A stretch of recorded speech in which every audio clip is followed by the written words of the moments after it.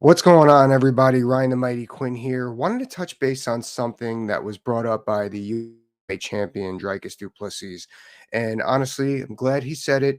It's an ongoing topic or debate discussion that people go on, and I don't think they fully understand what they're talking about. Uh, and judging by the comment, I don't think that DDP does either. So let's see what he said here.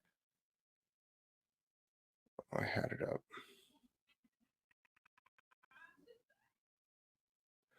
So DDP was on the Shadow Band podcast, and this is what he said. He was asked about Jake Paul's boxing. Everybody goes, Jake Paul has done great things for boxing. No, he hasn't. His fans only watch him box. They don't know boxing for shit. They know Jake Paul. True statement, short-sighted. So yes, Jake Paul's YouTube fans, that bubblegum culture, they're gonna follow Jake Paul wherever he goes, into the boxing ring, and then when he goes out and goes back and does his podcast, his YouTube, and they're gonna go with Jake Paul. They're not gonna stay for the boxing. Plain and simple. Some of them, I'm wondering if they're even staying up that late for some of these fights, although they've been abroad and they've been earlier. Now, that being said, though, Jake has been very smart with his promotion about how they go about building the card. Similar to the way Bellator had their model.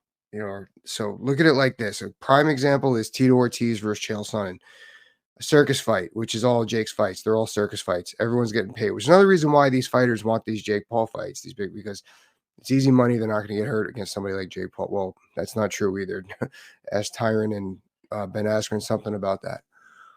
But so where was it going? So Tito and Chael, you have this circus fight, the circus act in the main event.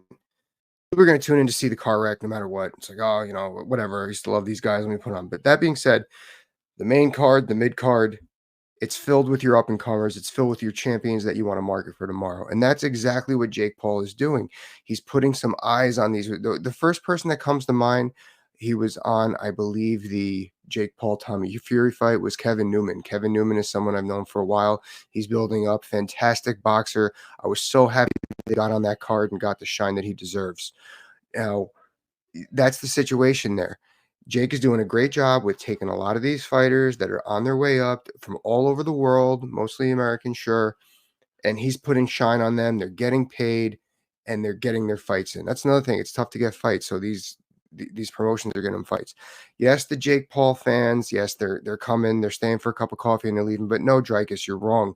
He is doing great things for boxing. He's doing great things for these mid-level boxers, these up-and-coming boxers, giving them a space to shine, giving them a space to plant their name, market they were on the Jake Paul card, and move forward with their career, build them up. It's almost like its own marketing agency for these guys. So me personally, I think I think that Jake is not a great boxer, whatever. I mean, I think that he's got some skill, he's got some athleticism. Um, I thought he was a tough pill to swallow at first as well, being a fighter, but he is doing great things for the sport of boxing.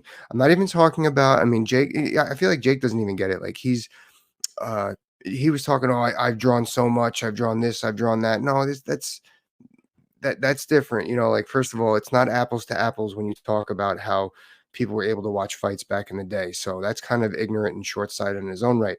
But the fact that he's building for these fighters, I'm talking about the fighters. He is building boxing by building up the champions of tomorrow. Thank you very much. Tune into the Fight Court podcast.